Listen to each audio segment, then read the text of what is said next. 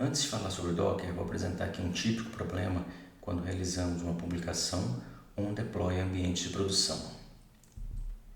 Vamos imaginar esse primeiro cenário, onde nós precisamos fazer uma publicação de uma primeira versão da aplicação App 1.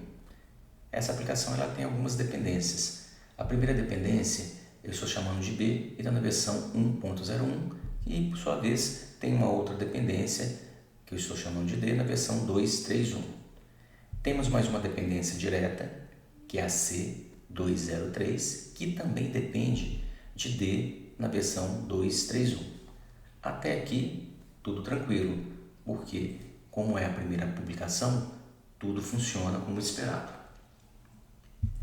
Agora vamos analisar esse segundo cenário. Nesse segundo cenário, nós já temos a primeira versão da aplicação App 1 já publicada. E agora necessitamos fazer a publicação de um outro app na versão 2. Nessa nova versão, o que acontece? Nós temos aqui uma dependência, que é a mesma utilizada pela primeira versão do App 1, que é a dependência B 1.01, e também temos uma outra versão direta, essa segunda publicação, que é uma variação, ou seja, uma outra versão mais atualizada do componente C, que nesse caso aqui é a versão 3.01, ou seja, por algum motivo, a aplicação 2 necessita do componente C, porém numa versão mais atualizada. E essa versão mais atualizada do componente C necessita também, tem uma outra dependência aí com D, porém numa versão mais atualizada. Ou seja, então nesse caso aqui nós temos duas aplicações que foram publicadas num servidor que dependem de componentes que são os mesmos, porém com versões diferenciadas. Então aqui começa o que é conhecido aí no mercado como Dependency Hell, ou seja, o inferno das dependências. Ou seja, a necessidade de termos a mesma dependência em versões diferentes, vai começar a gerar um caos aqui dentro do meu servidor. E é claro que isso aí gera uma série de complicações para poder manter esse ambiente.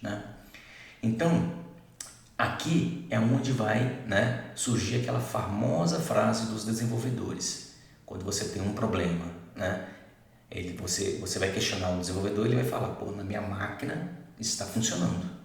Mas é aquela história, na máquina do desenvolvedor não interessa. O que interessa é o que está rodando no servidor de aplicação. Para solucionar o problema do cenário apresentado, seria necessário empacotar as aplicações e as suas dependências em ambientes isolados. Dessa forma, a administração e a manutenção de cada aplicação seria facilitada e os problemas apresentados por um ambiente não afetaria o outro.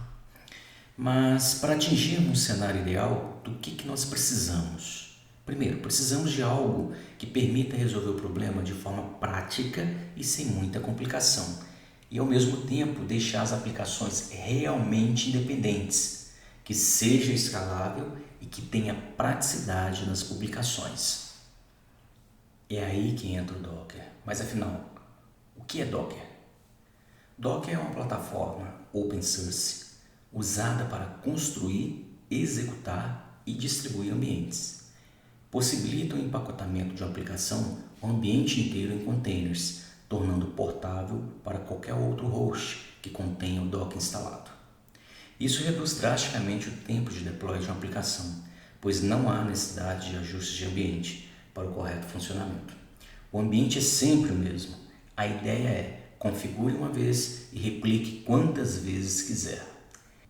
Diferentemente de um sistema de virtualização tradicional, onde você precisa instalar um sistema operacional completo, uma virtual machine, configurar CPU, memória, disco e configurações finais de servidor, no Docker a preocupação é apenas com a aplicação que vai rodar dentro dele, pois ele utiliza bibliotecas de kernel do host, em que ele está instalado para que não haja necessidade de instalar um outro sistema operacional. Para ficar mais claro, aqui temos uma comparação entre virtual machines e containers. Para facilitar a comparação, vou adiantar o conceito de container do Docker.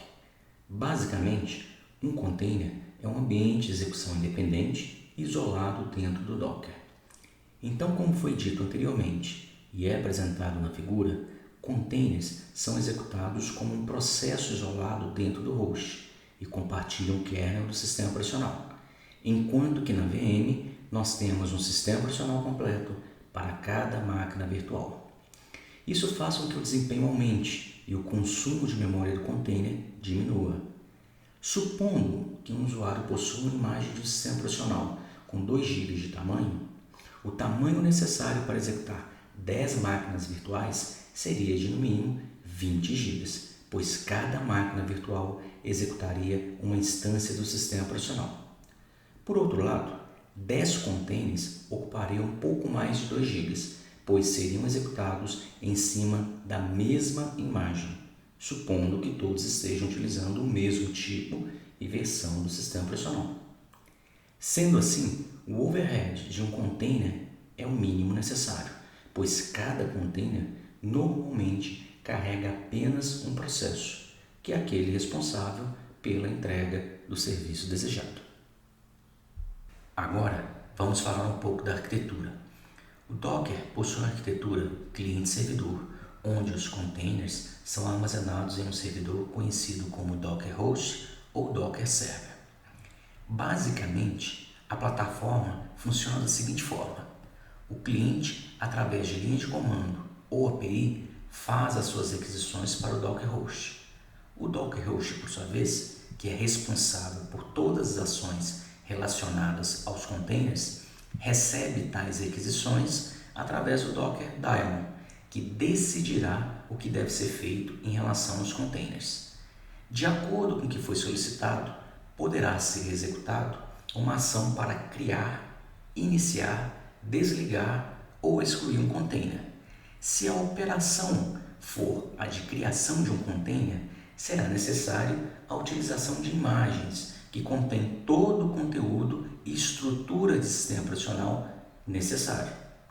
Por exemplo, se precisarmos de um container para a criação de uma instância do banco de dados MySQL, basta utilizar uma imagem disponibilizada no Regis, que funciona como uma espécie de repositório para as imagens. Ou seja, imagens são como templates e containers seriam instâncias desses templates. Desta maneira, bem simplificado, esse é o funcionamento básico da arquitetura Docker. Agora vamos falar um pouco sobre a criação e execução de um container. Já sabemos que para criar um container, precisamos instanciar uma imagem para criar o ambiente desejado. Como podemos ver na figura, temos 2 alternativas para isso. A primeira, utilizar uma imagem Docker existente, sem nenhuma modificação. E a segunda, criar uma nova imagem customizada a partir de uma imagem existente. Ocorre que na maioria das vezes, nem sempre a imagem que desejamos utilizar está pronta do jeitinho que queremos. Ou seja, criar imagens customizadas será a opção mais comum. Se essa for a nossa opção, teremos que montá-la a partir de um arquivo de script, que deverá ser criado com o nome de Dockerfile. O Docker irá criar imagens automaticamente, lendo as instruções a partir deste arquivo, que contém todos os comandos na ordem necessária para criar uma imagem. Uma vez criado esse arquivo, o próximo passo é processá-lo para gerar a imagem. Com a imagem criada, agora podemos criar e executar o container que utilizará a imagem definida. Além disso, depois de criar a imagem, podemos subi-la para um repositório local ou remoto. Bom, com isso, fechamos a visão básica, inicial sobre o que é Docker e seus principais elementos. Existe muito mais sobre Docker, mas para o que precisamos, por enquanto, é suficiente. Nos próximos vídeos, vamos colocar a mão na massa, iniciando o ambiente para publicarmos uma aplicação simples, feita em Angular, utilizando REST API e Spring Boot, com banco de dados MySQL.